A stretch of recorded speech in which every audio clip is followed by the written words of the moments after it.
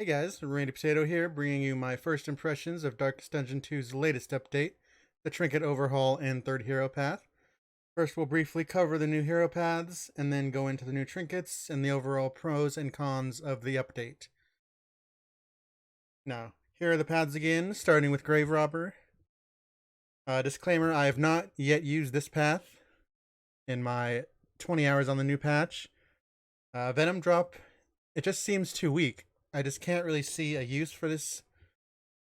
Flashing daggers, especially with minus range skills, just doesn't do enough. Even with new trinkets that increase blight damage, even with the self-stealth, which is already kind of a hard barrier to reach. I just feel this is weaker than all of her paths already, including Wanderer.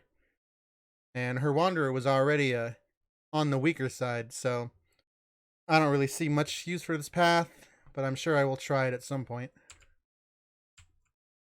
Next up we have the Carcass path. Not a huge fan of this path again. Out of the quote-unquote tank builds, this is probably the weakest one. You basically don't do damage because you start every turn winded, which will eventually culminate in full winded. Barbaric Yop is still a mediocre skill. This is now your taunt skill. So you can weaken them, potentially stun if you have them comboed. But still, there's about a million things I'd rather be doing with a Hellion than simply taking. There's no riposte. Her HP isn't incredible compared to a similar character like the Leper. It's an okay tank build. Sometimes you take it if you have, say, a Tempest Leper or Vanguard Man-at-Arms and you just want to go full tank build. It's fine, but I'm not very impressed. Yellow Hand, again, this is very, very niche. A lot of these new paths are very niche to the point where you basically have to force a build. And in my opinion, that doesn't make the paths better. I like to have a variety of way to play each path, even if, it pushes you in one direction, say melee or range. This just seems to extremely narrow focus on one specific style of playstyle, which I don't believe is very strong at all. Intermezzo is extremely interesting, extremely fun to play. They recently updated this in a companion patch that this does affect Encore, so it is a slight nerf to like Encore, and of course Battle Ballad and Play Out also have that risk of bleed, but they buffed Inspiring Tune. I believe it's an overall buff to Battle Ballad. Applying bleed on solo and finale is incredible for checking Death's Door, and I believe this is Jester already had very good paths, and I believe this is right up there with them. Definitely something that's fun to play with. Echoing March, still not very useful. Even with the bleed, it's very slow. That's the only disappointing part of this path. We have Monarch. This was extremely fun to play with. It basically giga boosts your Leper in the mountain while weakening him everywhere else. I found I didn't really miss Chop playing the normal game. The max HP I did miss a bit. Allowing Purge and Intimidate to Vaughn was extremely powerful. Hue is still a very good move. Intimidate is still a very strong move. Obviously, he loses a little bit of tankiness, but overall, this was a very surprising, very good path in a game where, in my opinion, the hardest content is the mountain. So it's nice to have someone who can really transform into a damage dealer there. Next we have Bulwark, which is a new path completely separate from the old Bulwark, which was named Vanguard. In a previous review I said this worked with Courageous Abandon. That is not correct. It only works with Hold the Line and Rampart. But it's actually a fairly strong move. You put a few damage trinkets on this guy, he can do around 20 damage per hit, in addition to stun chance, daze chance, move chance. So against the Lund specifically, he can still help you get rid of the deep breath or the shallow breath. He's a fairly strong damage dealer. I like the movement skills. I like being able to stun. I didn't get a lot of movement out of stand fast, because even with the weaker riposte, I still think retribution is stronger. Stand fast, it's just you can't use stand fast every turn like you can retribution, so it's give yourselves 2 taunts and then continuous block, which is nice. But in my opinion, retribution is still the way to go, even with less damage here. And crush is also something you keep on your bar just for the healing alone. But Bulwark, obviously weaker than Vanguard, but still at the top tier of all heroes. Aspirant, this is sort of boring. You just get max HP, you get super block, you upgrade your melee skills, and Amnethus is still not really worth playing. The extra damage doesn't really matter that much except trash mobs. And against trash mobs, I mean, who cares about damage? If you're having trouble with damage against trash mobs, your team is just not good in general. So I still don't find Amnethus is good to play. The cursing skills, losing debuff chance is pretty bad. But overall, this is kind of a nice, if boring path. Definitely a nice step up from Wanderer. Definitely nice to play. Next up, we have a Physician. This is the one where you basically lose Bleed and Blight in exchange for Ounce of Prevention, giving you a small buff to stress resistance. Emboldening Vapors getting a slight buff. Disorienting Blast now has a higher stun chance and can apply Vulnerable. They recently released a patch to get rid of the weakness for healing skills, which is nice. That makes this a lot more playable. It's still much weaker than even Wanderer, I believe, because that Blight is just very, very good.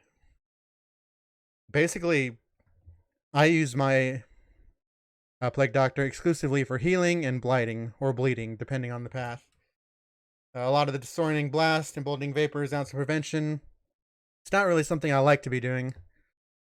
So this is probably about even or worse with Wanderer, Plague Doctor.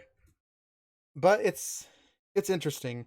I think if the stress resistance was higher on Ounce of Prevention, or the cooldown would be lowered, it would be a more interesting skill, but for now, it's not. Orphan, in my opinion, is one of the strongest classes in the whole game.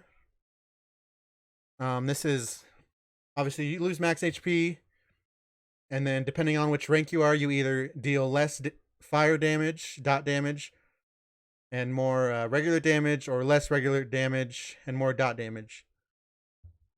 Now, I've played Orphan both front rank and back rank, and I played front rank Orphan with Breacher, and it was still not worth playing, really. You just don't do that much damage, and you lose your dot damage. But back rank Orphan, rank 4 Orphan, is in my opinion top 3 or 4 characters in the game. With her new Trinkets, which can be easily found in the Sprawl, you kill the boss there, and of course the Librarian is by far the easiest boss to kill. She has Trinkets which expand her dot damage. I've seen personally the highest was 20 dot damage by 5 turns for 100 total damage. Myself, in one of my runs, I did 26 damage for 3 turns.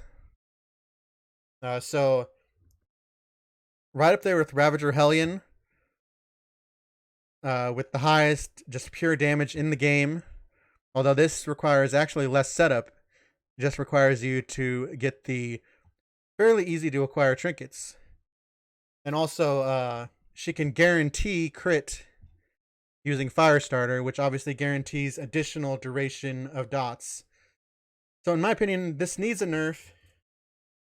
But I'm really glad that The Runaway is finally playable and very strong.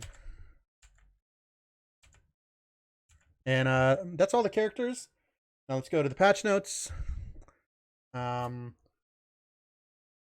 So just a few changes. They weakened Bulwark and changed it to Vanguard.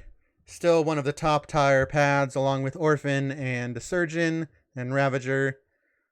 They slightly changed Highwayman. Slightly nerfed Take Aim, which was a good change. They changed Runaway a lot. She is now extremely viable and, in my opinion, best in rank 4. She can use Smokescreen finally in the back. She can use Cauterize in the back now. We finally have a viable rank 4 character to compete with Plague Doctor, and that is absolutely incredible. And let's run through Trinkets quick. Obviously, they changed Trinkets. Let's talk about a few of them. Obviously, Temptation. This is an overpowered Trinket. Dark Impulse is equipped. You get extra action 50% of the time. You lose Death Blow resist, but that doesn't really matter because there are ways of counteracting that. This will probably get a nerf, but I'm really glad they made these Dark Impulse Trinkets usable. And that is what I like most about this update. Is this makes lair fights and guardian fights so much more rewarding. I finally feel like I'm being rewarded for taking tough fights. I feel like I can plan out better with the new region-based trinket system. I can kind of narrow focus target the trinkets I want. And I can really plan a build from the beginning. And if I take the risks, I know I can get the build put together. Now, for my cons, I believe these trinkets are overall very powerful, which again makes the game easier. I believe the game was already on the easy side, so I'm really hoping within the next update or two, they finally add difficulty selections. My personal favorite would be Ascension style difficulty, to go along with kind of the Slay the Spire theme they've done with this game. But any sort of difficulty would be a welcome change for me. And one other con, with the new region-based trinket system, the Provisioner just is not rewarding anymore. I used to feel very rewarded going to an inn after going through a full region, doing as many fights as possible, and collecting baubles and relics. I would be rewarded by going to an inn and being able to purchase and kind of, manage my team, buff my team in the way I wanted. The Provisioner's lack of selection really limits you. I do like that it buffs the Hoarder and kind of makes scouting and makes finding the Hoarder instead of, doing another fight. It makes the Hoarder much more valuable because you can get those region-specific trinkets and you have a larger selection of combat knit items. But the Provisioner should offer you something for your money. Now, be it whether they expand the stock again like they did earlier, whether they bring back some trinkets or have some quote-unquote non-region specific trinkets, rare trinkets that you can buy at the inn, or whether they allow you to unlock, say, temporary buffs at the inn, sort of like the blacksmith from Darkest Dungeon 1. Either way, something needs to happen to make the inn more valuable and to make it feel like those resistance encounters that you take, those relics and baubles you accumulate, make those seem to matter, because most runs I end up throwing a large chunk of them away, either because I can't find a hoarder or because I simply out-accumulate what the hoarder can sell me because the Provisioner doesn't sell anything. And those are my basic thoughts. This was an incredible update, added a lot of complexity to the game. Now I'm just hoping with their next 3 updates, they can up the difficulty, maybe balance some things, expand the Provisioner, or make the Hoarder easier to find. Thanks everyone for watching. If you liked the video, leave a like, subscribe for more content. Soon I will be posting individual guides for the new patch, individual hero guides. I'll be doing guides, I'll be doing shop guides, I'll be doing team composition guides. So please look forward to that and have a great day.